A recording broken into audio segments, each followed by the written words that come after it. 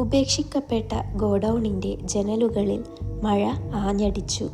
ഓരോ തുള്ളിയും ഭാരമേറിയ നിശബ്ദതയിൽ താളമേളമുണ്ടാക്കി. അകത്ത് നനഞ്ഞ കോൺക്രീറ്റിൻ്റെയും മറന്നുപോയ സ്വപ്നങ്ങളുടെയും ഗന്ധം അന്തരീക്ഷത്തിൽ തങ്ങി നിന്നു. ഡിറ്റക്റ്റീവ് ഇൻസ്പെക്ടർ രഞ്ജിത്ത് കുമാർ ഒരുപാട് ഉറക്കമില്ലാത്ത രാത്രികളുടെ നിഴലുകൾ മുഖത്ത് പതിഞ്ഞയാൾ സംഭവസ്ഥലം തൻ്റെ പരിചയസമ്പന്നതയുടെ ക്ഷീണിച്ച നോട്ടത്തോടെ പരിശോധിച്ചു. തുരുമ്പിച്ച ബാരലുകളുടെ കൂമ്പാരത്തിൽ ചാരി മൃതദേഹം ഒരു ഭീകരമായ നിശ്ചല ദൃശ്യം പോലെ കിടന്നു. മേൽക്കൂരയിലെ തകർന്ന സ്കൈ ലൈറ്റിലൂടെ അരിച്ചെത്തുന്ന മങ്ങിയ വെളിച്ചത്തിൽ അത് വ്യക്തമായിരുന്നു. ഏകദേശം 40 പ്രായം തോന്നിക്കുന്ന ഒരാൾ. വില കൂടിയതെങ്കിലും ഇപ്പോൾ രക്തക്കറ പുരണ്ട വസ്ത്രം ധരിച്ചിരുന്നു. നെഞ്ചിൽ ഒരൊറ്റ ഇരുണ്ട മുറിവ്. പിടിവലിയുടെ ലക്ഷണങ്ങളോ ബലപ്രയോഗത്തിലൂടെ കടന്നതിൻ്റെ അടയാളങ്ങളോ ഇല്ല. ഇത് ആകസ്മികമായ ആക്രമണമായിരുന്നില്ല. ഇത് ബോധപൂർവമായിരുന്നു, കൃത്യമായിരുന്നു. എന്തെങ്കിലും കിട്ടിയോ ശിവ? രഞ്ജിത്തിൻ്റെ ശബ്ദം ഒരു കടുപ്പമേറിയ മർമ്മരം പോലെ നിശബ്ദതയെ മുറിച്ചു. രഞ്ജിത്തിന് ചിലപ്പോൾ ഇഷ്ടപ്പെട്ടും ചിലപ്പോൾ അലോസരമായും തോന്നുന്നത്ര തിടുക്കമുള്ള യുവ ഓഫീസറായ സബ് ഇൻസ്പെക്ടർ ശിവൻ മൃതദേഹത്തിനടുത്തു നിന്ന് തെളിവുകൾ ശ്രദ്ധയോടെ ശേഖരിക്കുകയായിരുന്നു. ഇതുമാത്രം സർ. ഒരു ചെറിയ അലങ്കാരപ്പണികളുള്ള വെള്ളി ലോക്കറ്റ് ഉയർത്തിക്കാട്ടി അവൻ പറഞ്ഞു. അയാളുടെ കയ്യിൽ മുറുകെ പിടിച്ചിരുന്നു. രഞ്ജിത്ത് ലോക്കറ്റ് വാങ്ങി. അതിൻ്റെ ഉപരിതലം അദ്ദേഹത്തിൻ്റെ തഴമ്പിച്ച തള്ളവിരലിൽ തണുത്തു. അദ്ദേഹം അത് തുറന്നു. ഉള്ളിൽ മങ്ങിപ്പോയ 2 ചിത്രങ്ങൾ. ചിരിക്കുന്ന ഒരു സ്ത്രീയുടെയും ഒരു കൊച്ചുകുട്ടിയുടെയും. അവരുടെ മുഖങ്ങളിൽ നിഷ്കളങ്കതയുടെ മൃദുത്വം. പേരിടാനാവാത്ത എന്തോ ഒരു വേദന അദ്ദേഹത്തിൻ്റെ വയറ്റിൽ പിടിച്ചു. ഈ ഇരയ്ക്ക് ഒരു ജീവിതമുണ്ടായിരുന്നു, ഒരു കുടുംബമുണ്ടായിരുന്നു. ഇപ്പോൾ നഗരത്തിലെ ദുഃഖകരമായ കണക്കിലെ മറ്റൊരു സംഖ്യ മാത്രമാണ് അയാൾ. ആരാണ് ഇയാൾ? ലോക്കറ്റ് ശിവന് തിരികെ നൽകിക്കൊണ്ട് രഞ്ജിത്ത് ചോദിച്ചു. പ്രാഥമിക തിരിച്ചറിയൽ സൂചിപ്പിക്കുന്നത് ഇത് കൃഷ്ണൻ നായർ എന്നയാളാണ്. ശിവൻ തൻ്റെ നോട്ടുകൾ പരിശോധിച്ച് മറുപടി പറഞ്ഞു. പ്രമുഖനായ ഒരു റിയൽ എസ്റ്റേറ്റ് വ്യാപാരി 2 ദിവസം മുൻപ് കാണാതായി. രഞ്ജിത്ത് ഒന്നും മൂളി. ഒരു പ്രമുഖ വ്യാപാരി. ഈ കേസ് ഒരു സാധാരണ തെരുവ് കവർച്ചയിൽ സംഭവിച്ചതിനേക്കാൾ സങ്കീർണമാകാൻ പോവുകയാണെന്ന് അയാൾക്ക് മനസ്സിലായി. അയാൾ വിശാലവും ശൂന്യവുമായ ആ ഇടം ഒരിക്കൽ കൂടി സ്കാൻ ചെയ്തു. തൻ്റെ കണ്ണുകൾ തറയിലെ മങ്ങിയ, ഏതാണ്ട് അദൃശ്യമായ ഒരു അടയാളത്തിൽ തങ്ങി നിന്നു. അത് മൃതദേഹത്തിൽ നിന്ന് ഗോഡൗണിൻ്റെ ഇരുണ്ട ഒരു മൂലയിലേക്ക് നീങ്ങുന്ന ഒരു വലിച്ചിഴച്ചതിൻ്റെ അടയാളം പോലെ തോന്നി. ശിവ, ഒരു മുഴുവൻ ഫോറൻസിക് ടീമിനെ ഇവിടെ എത്തിക്കണം. പ്രദേശം സീൽ ചെയ്യുക. ആരും അകത്തേക്കോ പുറത്തേക്കോ പോകരുത്, രഞ്ജിത്ത് കൽപ്പിച്ചു. അദ്ദേഹത്തിൻ്റെ ശബ്ദത്തിന് പുതിയൊരു ദൃഢത കൈവന്നു. ഇതൊരു കൊലപാതകം മാത്രമല്ല, ഇതൊരു സന്ദേശം പോലെ തോന്നുന്നു. ശിവൻ ഉത്തരവുകൾ നടപ്പാക്കാൻ നീങ്ങിയപ്പോൾ രഞ്ജിത്ത് മങ്ങിയ അടയാളത്തിനടുത്തേക്ക് നടന്നു. അദ്ദേഹത്തിൻ്റെ കാൽപ്പെരുമാറ്റം ആ വലിയ സ്ഥലത്ത് പ്രതിധ്വനിച്ചു. അയാൾ മുട്ടുകുത്തി വിരൽ കൊണ്ട് ആ വരയിലൂടെ ചലിച്ചു. നനഞ്ഞ തണുപ്പുമായി ബന്ധമില്ലാത്ത ഒരു വിറയൽ അദ്ദേഹത്തിൻ്റെ നട്ടെല്ലിലൂടെ കടന്നുപോയി. സന്ദേശം, അയാൾക്ക് തോന്നി, ഇപ്പോൾ തുടങ്ങിയിട്ടേ ഉള്ളൂ. ഡിറ്റക്റ്റീവ് രഞ്ജിത്ത് കുമാർ ആ വലിച്ചിഴച്ച അടയാളം പിന്തുടർന്ന് ഗോഡൗണിൻ്റെ മൂലയിലേക്ക് നടന്നു. അവിടെ തുരുമ്പിച്ച ഷെൽഫുകൾക്ക് പിന്നിലായി അയാൾ ഒരു ചെറിയ തടിപ്പെട്ടിയും കുറച്ച് പഴയ തുണികളും കണ്ടു. മൃതദേഹം വലിച്ചിഴച്ചതിൻ്റെ പാട് അവസാനിച്ചത് ഈ ഷെൽഫിൻ്റെ അടുത്താണ്. ശിവ, ഇങ്ങോട്ട് വാ, രഞ്ജിത്ത് വിളിച്ചു. ശിവൻ ഉടൻ ഓടിയെത്തി. രഞ്ജിത്ത് ഷെൽഫിൻ്റെ അടിഭാഗം ചൂണ്ടിക്കാട്ടി. ഈ തറ ഒന്ന് ശ്രദ്ധിക്കൂ. ഈ ഭാഗത്തെ പൊടി മറ്റെവിടെയുള്ളതിനേക്കാൾ കുറവാണ്. മാത്രമല്ല, തറയിൽ എവിടെയോ ഒരടുക്ക് ഇളകി മാറിയതുപോലെ തോന്നുന്നു. 2 പേരും ചേർന്ന് ഷെൽഫുകൾ നീക്കി. കോൺക്രീറ്റ് തറയുടെ ഒരു ഭാഗം മറ്റുള്ളവയിൽ നിന്ന് ചെറുതായി വ്യത്യാസപ്പെട്ടിരുന്നു. രഞ്ജിത്ത് തറയിൽ അമർത്തി. ഒരു ലോഹ ശബ്ദം. തറയുടെ ആ ഭാഗം കോൺക്രീറ്റ് അല്ല, ഈ ഇരുമ്പ് പലകയാണെന്ന് അവർക്ക് മനസ്സിലായി. ഒരു കമ്പിപ്പാര ഉപയോഗിച്ച് അവർ ആ പലക ഇളക്കി മാറ്റി. താഴെ ഇരുട്ട് നിറഞ്ഞ ഒരു ചെറിയ അറ. ഉള്ളിലേക്ക് ടോർച്ച് അടിച്ചപ്പോൾ കണ്ട കാഴ്ച ശിവനെ ഒരൽപ്പം ഞെട്ടിച്ചു. അറയുടെ ഉള്ളിൽ മൺകലത്തിൽ സൂക്ഷിച്ച നിലയിൽ പണം, സ്വർണം, ചില പ്രധാനപ്പെട്ട ഭൂമി ഇടപാട് രേഖകൾ എന്നിവയുടെ ഒരു വലിയ ശേഖരമുണ്ടായിരുന്നു. ഇതൊന്നും രഞ്ജിത്തിനെ അത്ര അത്ഭുതപ്പെടുത്തിയില്ല. എന്നാൽ ആ അറയുടെ നടുവിലായി കൃത്യമായി മടക്കി വെച്ച നിലയിൽ ഒരു കടലാസ് കിടന്നിരുന്നു. രഞ്ജിത്ത് കയ്യുറകൾ ധരിച്ച് ആ കടലാസ് എടുത്തു. അത് മലയാളത്തിൽ മനോഹരമായി കൈയക്ഷരം കൊണ്ട് എഴുതിയ ഒരു ചെറിയ കുറിപ്പായിരുന്നു. നീതി അകലെയായിരുന്നപ്പോൾ ഞാൻ എൻ്റെ വിധി എഴുതി. കൃഷ്ണൻ നായർ ഒരധ്യായം മാത്രം. നിശബ്ദതയുടെ കളി ഇനി തുടങ്ങുന്നു. രഞ്ജിത്തിൻ്റെ നെറ്റി ചുളിഞ്ഞു. ഇതൊരു പ്രതികാര കൊലയാണ്. ആരാണിത് എഴുതിയതെന്നോ എന്തിനാണ് കൃഷ്ണൻ നായരെ തിരഞ്ഞെടുത്തതെന്നോ ഉള്ള ചോദ്യങ്ങൾ മനസ്സിൽ മുഴങ്ങി. എന്നാൽ ഏറ്റവും ഞെട്ടിച്ചത് ഈ കുറിപ്പ് മൃതദേഹത്തിൻ്റെ കൈവശം വെക്കാതെ ഇത്ര രഹസ്യമായി ഒളിപ്പിച്ചു വെച്ചതിലാണ്. ഇതൊരു സന്ദേശം മാത്രമല്ല ശിവ. രഞ്ജിത്ത് കുറിപ്പ് മടക്കി പോക്കറ്റിലിട്ടു. ഇത് കൊലപാതകിയുടെ ഒളിച്ചുകളിയാണ്. ഇത്രയധികം സ്വത്തും രേഖകളും ഇവിടെ ഉപേക്ഷിച്ചിട്ട് അയാൾ ഈ കുറിപ്പ് മാത്രം എടുത്തു മാറ്റാതെ പോയി. അയാൾക്ക് പണമോ സ്വർണമോ വേണ്ട, വേണ്ടത് ശ്രദ്ധയാണ്. ഇത് അയാൾക്ക് എന്തോ പറയാനുണ്ട്. സർ, ഈ അറയുടെ കാര്യം നമ്മൾ റിപ്പോർട്ട് ചെയ്യണോ? ഇത്രയും സ്വത്ത്? ശിവൻ പൂർത്തിയാക്കിയില്ല. രഞ്ജിത്ത് ചുറ്റും നോക്കി. മഴ ശാന്തമായിരുന്നു. പക്ഷേ അന്തരീക്ഷം കൂടുതൽ ഭാരമുള്ളതായി തോന്നി. ഇല്ല, തൽക്കാലം വേണ്ട. ഈ അറയും അതിലെ വസ്തുക്കളും എൻ്റെ സ്വകാര്യ വിവരമായി ഇരിക്കട്ടെ. നമ്മൾ കേസ് അന്വേഷിക്കുന്നത് കൊലപാതകിയെ പിടിക്കാനാണ്, അല്ലാതെ കൃഷ്ണൻ നായരുടെ സ്വത്ത് കണ്ടെത്താനല്ല. ഈ കുറിപ്പിൽ നിന്ന് വേണം നമുക്ക് തുടങ്ങാൻ. നിശബ്ദതയുടെ കളി എന്ന് പറഞ്ഞാൽ അതിനർത്ഥം ഇത് ഇനിയും സംഭവിക്കാം. നമ്മുടെ അടുത്ത നീക്കം എന്താണ് സർ? ശിവൻ ആകാംക്ഷയോടെ ചോദിച്ചു. കൃഷ്ണൻ നായരുടെ ജീവിതം, അയാളുടെ ബിസിനസ് പങ്കാളികൾ, അവസാന ദിവസങ്ങളിലെ സംശയകരമായ വിളികൾ എല്ലാം, കൂടാതെ ഈ എഴുത്ത്. കൈയക്ഷരം തിരിച്ചറിയാൻ കഴിയുമോ എന്ന് നോക്കണം. ഇപ്പോൾ നമുക്ക് അയാളുടെ വീട്ടിലേക്ക് പോകാം. ഒരു പക്ഷേ അയാളുടെ ഭാര്യയ്ക്ക് എന്തെങ്കിലും അറിയാമായിരിക്കും. രഞ്ജിത്ത് കോട്ട് മുറുക്കി പുറത്തേക്ക് നടന്നു. ഗോഡൗൺ വീണ്ടും നിശബ്ദമായി. ഇരുമ്പ് പലക അതിൻ്റെ രഹസ്യം ഉള്ളിലൊതുക്കി. പുറത്ത് നഗരം ഒരു പുതിയ ക്രൈം ത്രില്ലറിനായി കാതോർത്തു. കൃഷ്ണൻ നായരുടെ വീട് നഗരത്തിൻ്റെ പ്രാന്തപ്രദേശത്തുള്ള ഒരു ആഡംബര വില്ല. രാത്രിയുടെ നിഴലിൽ കടുത്ത നിശബ്ദതയിൽ നിന്നു.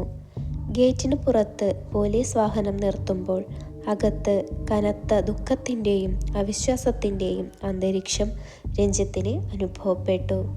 അവരെ സ്വീകരിച്ചത് കൃഷ്ണൻ നായരുടെ ഭാര്യ മീരയാണ്. ഏകദേശം 40കളുടെ തുടക്കത്തിൽ പ്രായം തോന്നിക്കുന്ന മീരയുടെ കണ്ണുകൾ വീർത്ത് ചുവന്നിരുന്നു. എന്നാൽ അവരുടെ ഭാവത്തിൽ ഒരുതരം അമിതമായ നിയന്ത്രണത്തിൻ്റെ കടുപ്പം രഞ്ജിത്ത് ശ്രദ്ധിച്ചു. കൂടെ ഏകമകൾ അഞ്ജലിയും ഉണ്ടായിരുന്നു. കോളേജ് വിദ്യാർത്ഥിനിയായ അവൾ ഭയവും ദുഃഖവും കാരണം സംസാരിക്കാൻ കഴിയാത്ത അവസ്ഥയിലായിരുന്നു. രഞ്ജിത്ത് ശാന്തമായി മീരയോട് സംസാരിച്ചു തുടങ്ങി. ക്ഷമിക്കണം, ഈ സമയത്ത് നിങ്ങൾക്ക് ബുദ്ധിമുട്ടുണ്ടാക്കിയതിന്. ഞങ്ങൾക്ക് ചില കാര്യങ്ങൾ അറിയേണ്ടതുണ്ട്. കൃഷ്ണൻ നായർക്ക് ശത്രുക്കൾ ആരെങ്കിലും ഉണ്ടായിരുന്നോ? അല്ലെങ്കിൽ ബിസിനസ്സിൽ വലിയ സാമ്പത്തിക പ്രശ്നങ്ങൾ? മീരയുടെ ശബ്ദം ഇടറി, പക്ഷേ വാക്കുകൾ വ്യക്തമായിരുന്നു. ശത്രുക്കളോ? അങ്ങനെ എന്തെങ്കിലും ഉണ്ടായിരുന്നെങ്കിൽ ഞാൻ അറിയുമായിരുന്നു. അദ്ദേഹം വളരെ മാന്യനായിരുന്നു. ബിസിനസ്, റിയൽ എസ്റ്റേറ്റിൽ ചില തർക്കങ്ങൾ ഉണ്ടാകാം, പക്ഷേ കൊലപ്പെടുത്താൻ തക്കവണ്ണം പ്രശ്നമൊന്നും ഉണ്ടായിരുന്നില്ല. അവർ ഒരു നിമിഷം നിർത്തി. ശേഷം സംശയത്തോടെ രഞ്ജിത്തിനെ നോക്കി. നിങ്ങൾക്ക് എവിടെ നിന്നാണ് അദ്ദേഹത്തെ കിട്ടിയത്? ആരാണിതിന് പിന്നിൽ? രഞ്ജിത്ത് ലോക്കറ്റിൻ്റെ കാര്യം സൂചിപ്പിച്ചു. അദ്ദേഹത്തിൻ്റെ കൈവശമുണ്ടായിരുന്ന ഈ ലോക്കറ്റ് നിങ്ങൾ കണ്ടിട്ടുണ്ടോ? മീരയുടെ മുഖത്ത് ഒരു മരവിപ്പ് പടർന്നു. അത് എൻ്റെയും അഞ്ജലിയുടെയും ചിത്രങ്ങളാണതിൽ. അദ്ദേഹം എപ്പോഴും അത് ധരിക്കാറുണ്ടായിരുന്നു. അത് ഞങ്ങൾക്ക് സ്വന്തമായി ഡിസൈൻ ചെയ്യിച്ചതാണ്. അദ്ദേഹം കാണാതാകുന്നതിന് മുൻപ് എന്തെങ്കിലും അസ്വാഭാവികമായി ശ്രദ്ധിച്ചിരുന്നോ? ആരെങ്കിലും വിളിച്ചിരുന്നോ? മീര തലയാട്ടി. അന്ന് രാത്രി 9 മണിയോടെ ഒരു കോൾ വന്നു. അദ്ദേഹം അത് കേട്ടയുടനെ പരിഭ്രമിച്ചു. എനിക്ക് ഉടൻ പുറത്തു പോകണം, അർജന്റ് മീറ്റിംഗ് ആണ് എന്ന് മാത്രം പറഞ്ഞ് ഇറങ്ങിപ്പോയി. ആരാണെന്ന് ഞാൻ ചോദിച്ചപ്പോൾ ഒരു പഴയ സുഹൃത്ത് എന്ന് പറഞ്ഞു. പിന്നീട് അദ്ദേഹത്തെക്കുറിച്ച് വിവരമൊന്നുമില്ല. പഴയ സുഹൃത്തോ? പേര് പറഞ്ഞിരുന്നോ? ഇല്ല, പക്ഷേ ഇറങ്ങിപ്പോകുമ്പോൾ അദ്ദേഹത്തിന് വല്ലാത്ത ഭയമുണ്ടായിരുന്നു. അദ്ദേഹം സാധാരണ അങ്ങനെ ധൃതിപ്പെട്ട് പോകാറില്ല. അപ്പോഴാണ് ശിവൻ മുറിയുടെ ഒരു മൂലയിൽ നിന്ന് രഞ്ജിത്തിനെ വിളിച്ചത്. സർ, ഇദ്ദേഹത്തിൻ്റെ ഓഫീസ് ഡയറി കിട്ടിയിട്ടുണ്ട്. ഡയറിയിലെ അവസാന പേജ് രഞ്ജിത്ത് ശ്രദ്ധയോടെ വായിച്ചു. കൃഷ്ണൻ നായരുടെ കൈയക്ഷരത്തിൽ മങ്ങിയ മഷിയിൽ വെറും 3 വാക്കുകൾ മാത്രം. KNPVM. എന്തായിരിക്കാം ഇത്? ശിവൻ ചോദിച്ചു. രഞ്ജിത്ത് മീരയെ നോക്കി. മാഡം, ഈ അക്ഷരങ്ങൾ നിങ്ങൾക്ക് പരിചയമുണ്ടോ? ഏതെങ്കിലും കോഡോ പേരുകളോ അങ്ങനെ ആകാൻ സാധ്യതയുണ്ടോ? മീര ആ അക്ഷരങ്ങൾ നോക്കി. പെട്ടെന്ന് അവരുടെ മുഖം വിളറി. ആ നേരത്തെ നിയന്ത്രണം അവർക്ക് നഷ്ടപ്പെട്ടു. അവർ ചുമലുകൾ കുലുക്കി കരഞ്ഞുപോയി. എനിക്കറിയില്ല. അദ്ദേഹത്തിൻ്റെ ബിസിനസ് കാര്യങ്ങളെക്കുറിച്ച് എനിക്കൊന്നും അറിയില്ല. എന്നാൽ രഞ്ജിത്തിൻ്റെ കണ്ണുകൾ മുറിയിലെ അലമാരയ്ക്ക് മുകളിലിരുന്ന ഒരു പഴയ കുടുംബചിത്രത്തിലായിരുന്നു. അതിൽ കൃഷ്ണൻ നായരും മീരയും കൂടാതെ 2 ചെറുപ്പക്കാർ കൂടിയുണ്ട്. ഒരുപക്ഷെ ബിസിനസ് പങ്കാളികൾ. ആ ചിത്രത്തിന് പിന്നിൽ ഒളിപ്പിച്ചു വെച്ച ഒരു കഥയുണ്ടെന്ന് രഞ്ജിത്തിന് തോന്നി. ശിവൻ, നമുക്ക് ഇപ്പോൾ പോകാം, രഞ്ജിത്ത് പറഞ്ഞു. മാഡം, നിങ്ങൾ സമാധാനമായി ഇരിക്കുക. ഞങ്ങൾ ഈ കേസ് തെളിയിച്ചിരിക്കും. പുറത്തിറങ്ങിയ ശേഷം രഞ്ജിത്ത് ശിവനോട് പറഞ്ഞു. KNPVM. ഈ അക്ഷരങ്ങൾ ഈ കൊലപാതകത്തിൻ്റെ താക്കോലാണ്. കൂടാതെ മീര മാഡം എന്തോ ഒളിക്കുന്നുണ്ട്. അവരുടെ കണ്ണുകളിൽ ഭയമുണ്ട്. കൃഷ്ണൻ നായർ തൻ്റെ അവസാന നിമിഷങ്ങളിൽ ഒരു കോഡ് എഴുതി വെച്ചു. ഒരുപക്ഷെ ഗോഡൗണിൽ വെച്ച ആ കുറിപ്പ് എഴുതിയ ആളും ഇയാളും തമ്മിൽ ബന്ധമുണ്ടാകാം. അപ്പോൾ അടുത്തത് എന്താണ് സർ? ആദ്യം ഈ കോഡുകൾ ആരാണെന്ന് കണ്ടെത്തണം. രണ്ടാമത് ഗോഡൗണിലെ എഴുത്ത്. ആരാണ് ആ നിശബ്ദതയുടെ കളി തുടങ്ങാൻ ആഗ്രഹിക്കുന്നത് എന്ന് നമുക്ക് കണ്ടുപിടിക്കാം. പോലീസ് ഹെഡ്ക്വാർട്ടേഴ്സിൽ വെച്ച് ഡിറ്റക്റ്റീവ് രഞ്ജിത്തും ശിവനും കൃഷ്ണൻ നായരുടെ ഡയറിയിലെ കോഡ് വിശകലനം ചെയ്യാൻ തുടങ്ങി. KNPVM. ഒരു സാധാരണ റിയൽ എസ്റ്റേറ്റ് ഡെവലപ്പർ ഇങ്ങനെയൊരു കോഡ് എഴുതി വെക്കണമെങ്കിൽ അത് വളരെ രഹസ്യ സ്വഭാവമുള്ള കാര്യമായിരിക്കും. രഞ്ജിത്ത് കസേരയിൽ ചാരിയിരുന്ന് പറഞ്ഞു. ഈ കോഡുകൾ അദ്ദേഹത്തിൻ്റെ ബിസിനസ് പങ്കാളികളുടെ പേരുകളുടെ ചുരുക്കങ്ങളാകാനാണ് സാധ്യത. ശിവൻ കമ്പ്യൂട്ടറിൽ കൃഷ്ണൻ നായരുടെ കോണ്ടാക്ട് ലിസ്റ്റുകളും കമ്പനി രേഖകളും തിരഞ്ഞു. സർ, കൃഷ്ണൻ നായർക്ക് 3 പ്രധാന ബിസിനസ് പങ്കാളികളാണ് ഉണ്ടായിരുന്നത് എക്സലന്റ് പ്രൊജക്ട്സ് എന്ന കമ്പനിയിൽ. 1. KN രാഘവൻ, കൃഷ്ണൻ നായരുടെ ബാല്യകാല സുഹൃത്തും പ്രധാന സാമ്പത്തിക പങ്കാളിയും. 2. പ്രവീൺ വർമ്മ, കമ്പനിയുടെ നിയമോപദേശകനും പ്രൊജക്റ്റ് ഹെഡും. 3. മനോജ് മേനോൻ, കമ്പനിയുടെ പ്രധാന എതിരാളികളിൽ ഒരാളായിരുന്നു. എന്നാൽ അടുത്തിടെ കൃഷ്ണൻ നായരുമായി ഒരു വലിയ സംയുക്ത സംരംഭത്തിൽ ഏർപ്പെട്ടു. മനോജ് മേനോൻ, രഞ്ജിത്ത് സംശയം പ്രകടിപ്പിച്ചു. അതൊരു എതിരാളിയായിരുന്നു എന്ന് പറഞ്ഞല്ലോ. എന്നിട്ടും ഇദ്ദേഹം അയാളെ കോഡിൽ ഉൾപ്പെടുത്തേണ്ട കാര്യമെന്താണ്? സർ, ഈ സംയുക്ത സംരംഭം വളരെ വലുതായിരുന്നു. നഗരത്തിന് പുറത്ത് 100 കണക്കിന് ഏക്കർ ഭൂമി വാങ്ങാനുള്ള ഡീലായിരുന്നു. അതിലൂടെ 3 പേർക്കും വൻ ലാഭം ലഭിക്കുമായിരുന്നു, ശിവൻ വിശദീകരിച്ചു. രഞ്ജിത്ത് ഡയറിയിലെ അവസാന പേജിലേക്ക് വീണ്ടും നോക്കി. അന്നത്തെ രാത്രി മീറ്റിങ്ങിന് പോകേണ്ടി വന്നപ്പോൾ അയാൾ ഭയന്നിരുന്നു എന്ന് ഭാര്യ പറഞ്ഞിരുന്നു. ഈ 3 പേരിൽ ഒരാളുമായിട്ടുള്ള കൂടിക്കാഴ്ചയാകാം അത്. പെട്ടെന്ന് രഞ്ജിത്തിന് ഗോഡൌണിൽ നിന്ന് കിട്ടിയ കുറിപ്പിലെ കൈയക്ഷരം ഓർമ്മ വന്നു.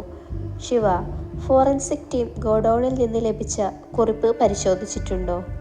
അത് കൊലയാളിയുടേതാണെങ്കിൽ നമുക്ക് ഈ 3 പേരുമായി ഒത്തുനോക്കാം. പ്രത്യേകിച്ച് മനോജ് മേനോൻ, ഒരു മുൻ എതിരാളി. അല്പസമയത്തിനകം ഫോറൻസിക് ലാബിൽ നിന്നുള്ള റിപ്പോർട്ട് എത്തി. ഗോഡൌണിൽ നിന്ന് കണ്ടെത്തിയ കുറിപ്പിലെ കൈയക്ഷരം പ്രാഥമിക പരിശോധനയിൽ ഒരാളുടേത് മാത്രമാണ്. ഈ എഴുത്ത് രീതി പരിചയമുള്ള ഒരാൾ എന്നതിലുപരി പരിചയം മറച്ചുപിടിക്കാൻ ശ്രമിച്ച ഒരാളുടേത് ആകാനാണ് സാധ്യത. എഴുതിയ ആൾ തൻ്റെ യഥാർത്ഥ ശൈലിക്ക് വിപരീതമായി മനോഹരവും വൃത്തിയുള്ളതുമായ ശൈലി ഉപയോഗിച്ചിരിക്കുന്നു. അതായത് കൊലയാളി ഈ 3 പേരിൽ ഒരാളാകാം. തൻ്റെ ഐഡന്റിറ്റി മറച്ചുവെക്കാൻ ശ്രമിച്ചുകൊണ്ട് ഒരു സന്ദേശം നൽകിയിരിക്കുന്നു. രഞ്ജിത്ത് നിഗമനം ചെയ്തു.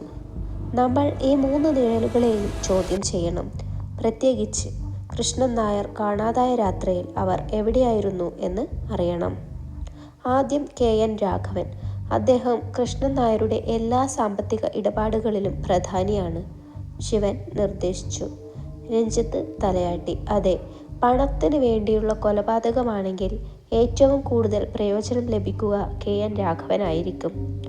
നമുക്ക് അയാളിൽ നിന്ന് തുടങ്ങാം. ഇത്രയും കാലം ഒരുമിച്ചുണ്ടായിരുന്ന സുഹൃത്ത് ഇപ്പോൾ തൻ്റെ പങ്കാളിയുടെ മൃതദേഹത്തിനടുത്തേക്ക് പോലും വരാത്തത് എന്തുകൊണ്ടാണ് എന്നും അറിയണം. രഞ്ജിത്ത് തൻ്റെ ബ്ലാക്ക് കോട്ട് നേരെയാക്കി. കളി തുടങ്ങിയിട്ടേ ഉള്ളൂ. ആരാണ് ഈ നിശബ്ദതയുടെ കളിക്ക് പിന്നിലെന്ന് കണ്ടെത്തണം. KN രാഘവൻ, കൃഷ്ണൻ നായരുടെ ബിസിനസ് പങ്കാളി. നഗരത്തിലെ ഏറ്റവും വലിയ ഹോട്ടലുകളിലൊന്നിൻ്റെ 30ാം നിലയിലെ ആഡംബര ഓഫീസിലിരുന്നാണ് രഞ്ജിത്തുമായി സംസാരിക്കാൻ തയ്യാറായത്. അദ്ദേഹത്തിൻ്റെ മുഖത്ത് ദുഃഖത്തിൻ്റെ ലാഞ്ചനയുണ്ടായിരുന്നു. പക്ഷേ അത് ഒരുതരം ബിസിനസ് മരവിപ്പിനാൽ പൊതിഞ്ഞിരുന്നു. രഞ്ജിത്ത് സർ, എനിക്ക് ഇപ്പോഴും വിശ്വസിക്കാനായിട്ടില്ല. കൃഷ്ണൻ എൻ്റെ സ്വന്തം സഹോദരനെ പോലെയായിരുന്നു. 30 വർഷത്തെ ബന്ധം, രാഘവൻ ഭാരം നിറഞ്ഞ സ്വരത്തിൽ പറഞ്ഞു. രഞ്ജിത്ത് നേരെ വിഷയത്തിലേക്ക് കടന്നു.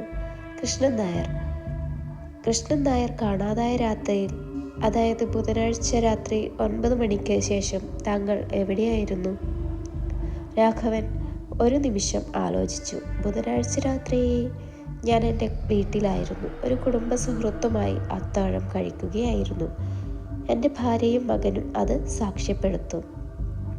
ആരെങ്കിലും പുറത്തുനിന്നുള്ളവർ? കമ്പനി കാര്യങ്ങളിൽ ഇടപെടാത്തവർ? രഞ്ജിത്ത് മൂർച്ചയോടെ ചോദിച്ചു. ഇല്ല സർ, ഞങ്ങൾ തമ്മിൽ കമ്പനി കാര്യങ്ങളൊന്നും സംസാരിച്ചിരുന്നില്ല.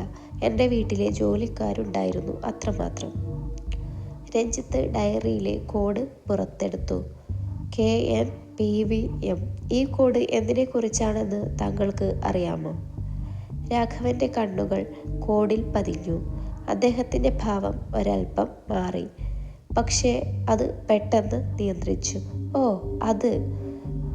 അത് ഞങ്ങളുടെ പഴയ ഒരു കോഡാണ്. റിയൽ എസ്റ്റേറ്റിലെ ചില രഹസ്യ പേരുകൾ. കൃഷ്ണൻ നായരും ഞാനും പ്രവീൺ വർമ്മയും മനോജ് മേനോനുമായി ചേർന്ന് തുടങ്ങാൻ പോയ ഒരു വലിയ പ്രൊജക്റ്റിൻ്റെ പേരുകൾ. ഇത് ഞങ്ങൾക്ക് മാത്രം അറിയാവുന്ന രഹസ്യമായിരുന്നു. അദ്ദേഹം എന്തിനാണ് മരിക്കുന്നതിന് തൊട്ട് മുമ്പ് ഇത് ഡയറിയിൽ എഴുതിയത്? രഞ്ജിത്ത് സംശയം വിട്ടില്ല. അതായിരിക്കാം സാർ. ആ പ്രൊജക്റ്റിനെ കുറിച്ച് സംസാരിക്കാൻ ആരെങ്കിലും വിളിച്ചിരിക്കാം. ആ രാത്രി ഒരു അർജൻറ്റ് മീറ്റിങ്ങിന് പോയെന്ന് അദ്ദേഹത്തിൻ്റെ ഭാര്യ പറഞ്ഞല്ലോ. ഒരുപക്ഷെ അത് മനോജ് മേനോനുമായിട്ടുള്ള മീറ്റിംഗ് ആകാം. ഞാനോ പ്രവീണോ ആയിരുന്നില്ല അത്. രാഘവൻ വേഗം മനോജ് മേനോനിലേക്ക് സംശയം തിരിച്ചുവിട്ടു. രഞ്ജിത്ത് വിഷയം മാറ്റി. ഗോഡൌണിൽ നിന്ന് ചില രേഖകൾ കണ്ടെത്തിയിരുന്നു. വളരെ പ്രധാനപ്പെട്ട ഭൂമി ഇടപാട് രേഖകൾ. അത് കൃഷ്ണൻ നായരുടെ സ്വകാര്യ നിക്ഷേപങ്ങളുമായി ബന്ധപ്പെട്ടതാണോ? രാഘവൻ്റെ മുഖം വലിഞ്ഞു മുറുകി. ഏത് രേഖകൾ? എനിക്ക് അതിനെക്കുറിച്ചൊന്നും അറിയില്ല. അദ്ദേഹത്തിന് സ്വന്തമായി നിക്ഷേപങ്ങൾ ഉണ്ടായിരിക്കാം, പക്ഷേ കമ്പനിയുടെ സാമ്പത്തിക കാര്യങ്ങൾ സുതാര്യമായിരുന്നു. രഞ്ജിത്ത് രാഘവൻ്റെ കണ്ണുകളിലേക്ക് നോക്കി. രാഘവൻ, താങ്കളാണ് കൃഷ്ണൻ നായരുടെ അടുത്ത സുഹൃത്തും പങ്കാളിയും. അദ്ദേഹത്തിൻ്റെ മരണത്തിലൂടെ ഏറ്റവും കൂടുതൽ സാമ്പത്തിക ലാഭം ഉണ്ടാകുന്നത് താങ്കൾക്കായിരിക്കും. അദ്ദേഹത്തിൻ്റെ എല്ലാ സ്വത്തുക്കളുടെയും പകുതി താങ്കളുടെ പേരിലാകും, ശരിയല്ലേ? രാഘവൻ കസേരയിൽ നിന്ന് എഴുന്നേറ്റു. ദേഷ്യം നിയന്ത്രിക്കാൻ പാടുപെട്ടു. സർ, താങ്കൾ എന്നെ സംശയിക്കുകയാണോ? എനിക്ക് പണത്തേക്കാൾ വലുത് ഞങ്ങളുടെ ബന്ധമായിരുന്നു. ഞാൻ എൻ്റെ സത്യസന്ധത തെളിയിക്കും. വേണ്ടി വന്നാൽ എൻ്റെ ബാങ്ക് അക്കൗണ്ടുകൾ പോലും പരിശോധിച്ചോളൂ.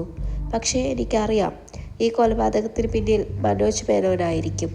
ആ പുതിയ പ്രൊജക്റ്റ് കാരണം അയാൾക്ക് കൃഷ്ണൻ നായരുമായി കടുത്ത അഭിപ്രായ വ്യത്യാസങ്ങൾ ഉണ്ടായിരുന്നു. രഞ്ജിത്ത് ശാന്തമായി എഴുന്നേറ്റു. താങ്കളുടെ മൊഴിക്ക് നന്ദി രാഘവൻ.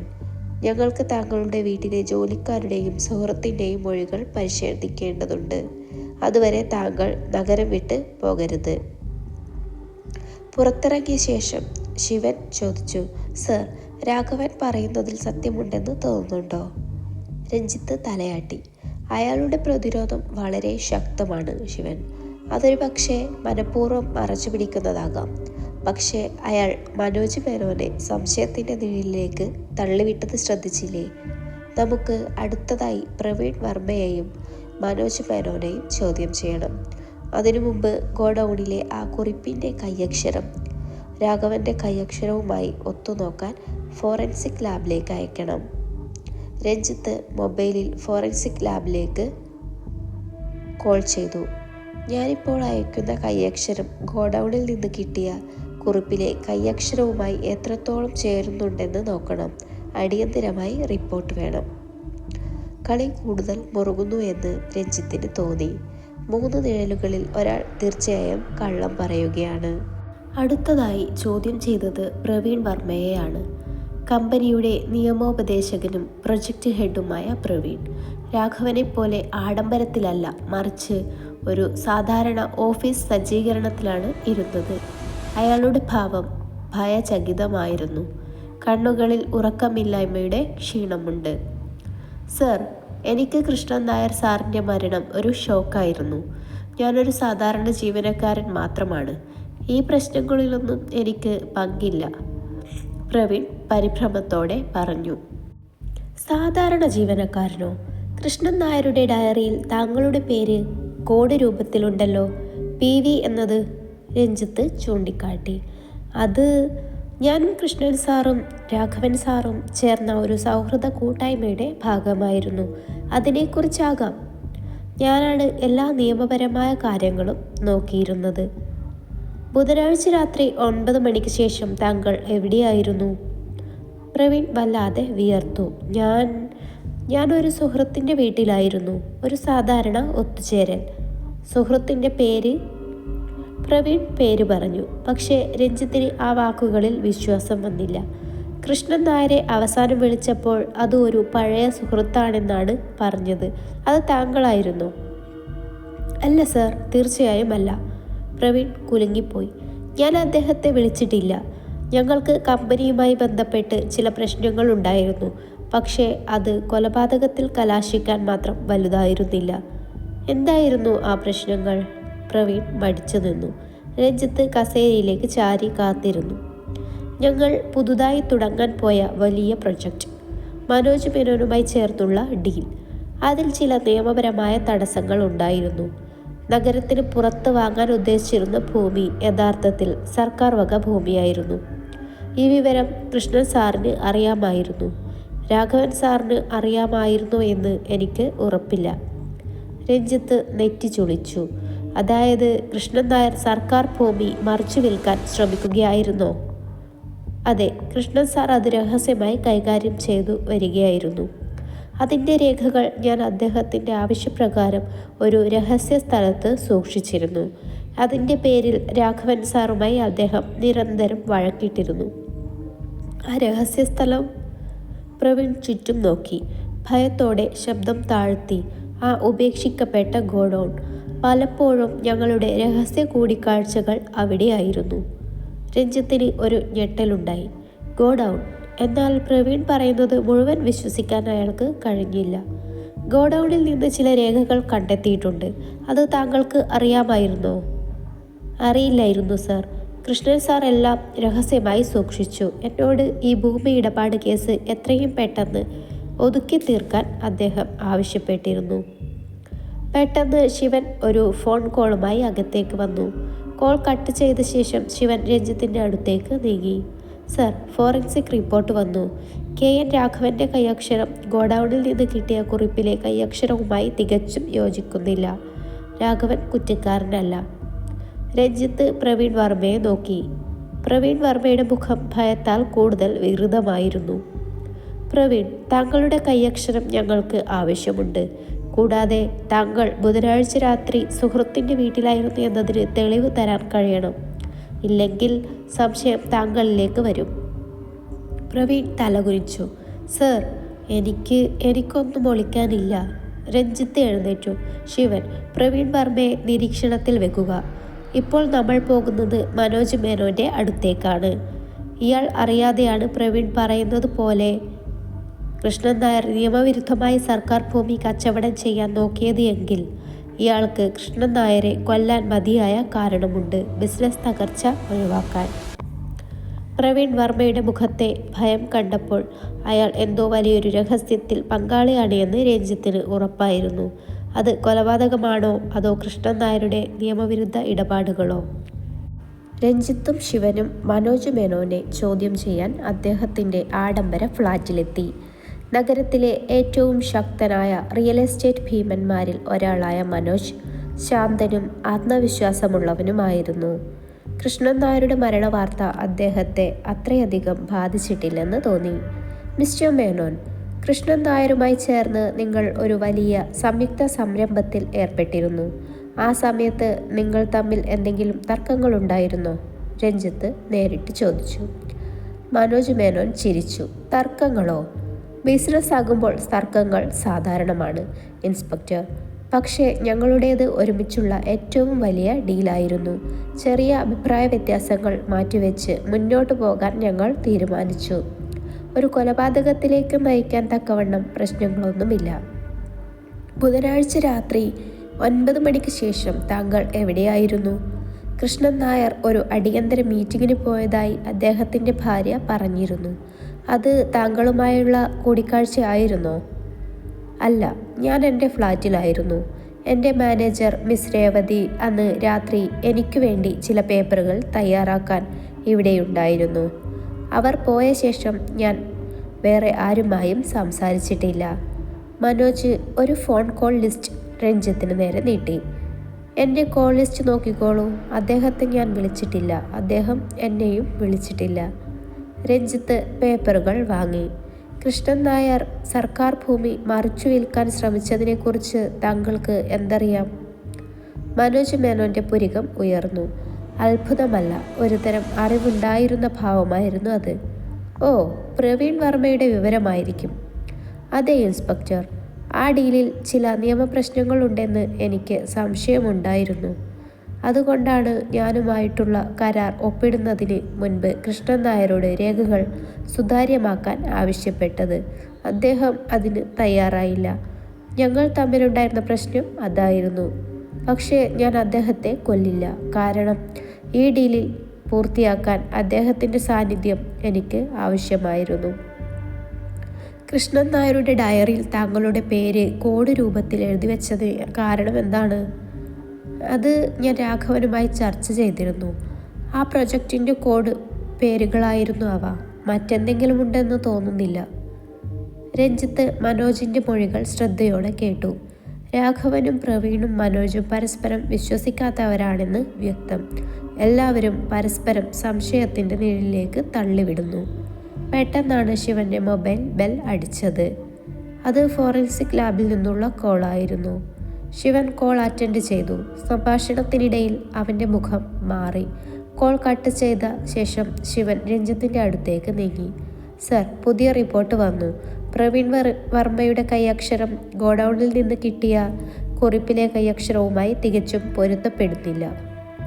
ഇപ്പോൾ രഞ്ജിത്തിന് കാര്യങ്ങൾ വ്യക്തമായി. 3 പങ്കാളികളെയും ചോദ്യം ചെയ്തു. 2 പേരുടെ കൈയക്ഷരം പൊരുത്തപ്പെടുന്നില്ല. മൂന്നാമൻ മനോജ് മേനോനാണ്. എന്നാൽ രഞ്ജിത്തിന് മനോജിനെ കുറ്റവാളിയായി തോന്നുന്നില്ല. അയാൾക്ക് കാര്യങ്ങളെക്കുറിച്ച് അറിയാമായിരുന്നിട്ടും അയാൾ സംയമനം പാലിച്ചിരുന്നു. രഞ്ജിത്ത് പുറത്തിറങ്ങാൻ ഒരുങ്ങി. ശിവൻ, നമുക്ക് പോകാം.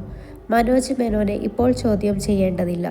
നമുക്ക് മറ്റൊരു ദിശയിൽ ചിന്തിക്കേണ്ടതുണ്ട്. ഗോഡൌണിൽ നിന്ന് ലഭിച്ച കുറിപ്പിലെ കൈയക്ഷരം ഈ 3 പേരുടേതുമല്ലെങ്കിൽ കൊലപാതകി ഈ ബിസിനസ് വൃത്തത്തിന് പുറത്തുള്ള ഒരാളാണ്. പക്ഷേ ആരാണ് ഈ നിശബ്ദതയുടെ കളിക്ക് പിന്നിൽ? സർ, മറക്കണ്ട, കൃഷ്ണൻ നായർ അന്ന് രാത്രി കാണാതാകുമ്പോൾ മീര മാഡം പറഞ്ഞത് ഒരു പഴയ സുഹൃത്തിനെ കാണാനാണ് പോയതെന്നാണ്.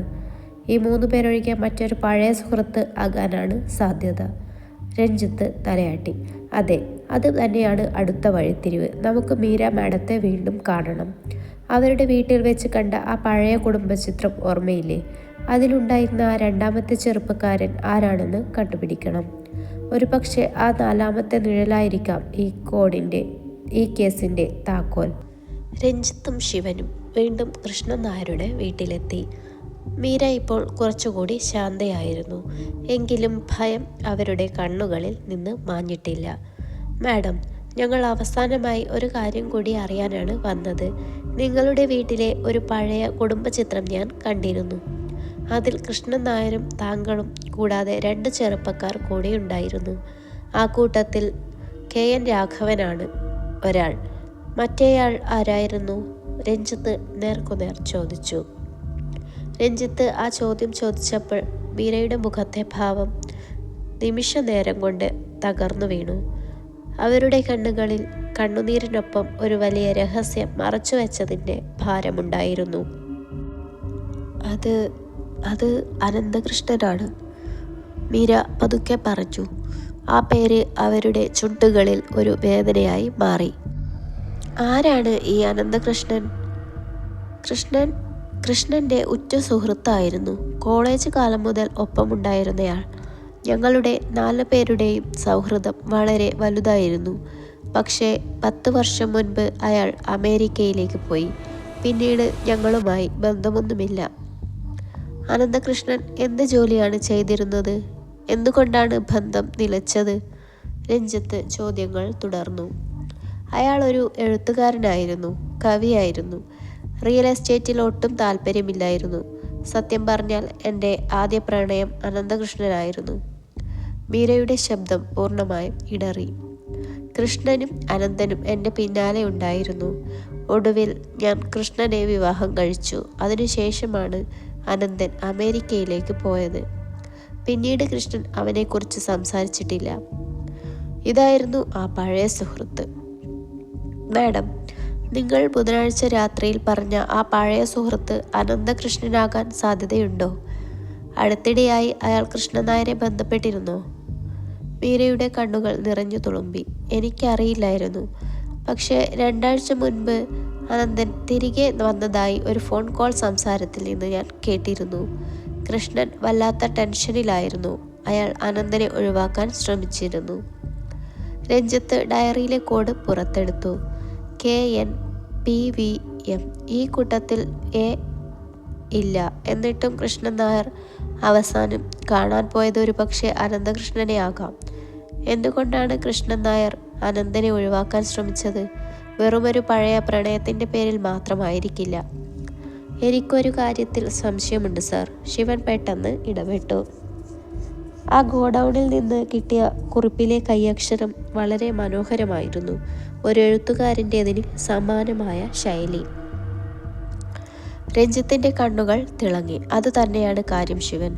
ഒരു എഴുത്തുകാരൻ്റെ കൈയക്ഷരം, പരിചയം മറച്ചു പിടിക്കാൻ ശ്രമിച്ച മനോഹരമായ എഴുത്ത്. അനന്തകൃഷ്ണൻ. നീതി അകലെയായിരുന്നപ്പോൾ ഞാൻ എൻ്റെ വിധി എഴുതി. നിശബ്ദതയുടെ കളി ഇനി തുടങ്ങുന്നു. ഇതൊരു കവിത പോലെയാണ് എഴുതിയിരിക്കുന്നത്. മാഡം, അനന്തകൃഷ്ണൻ ഇപ്പോൾ എവിടെയാണ് താമസിക്കുന്നത് എന്ന് താങ്കൾക്കറിയാമോ?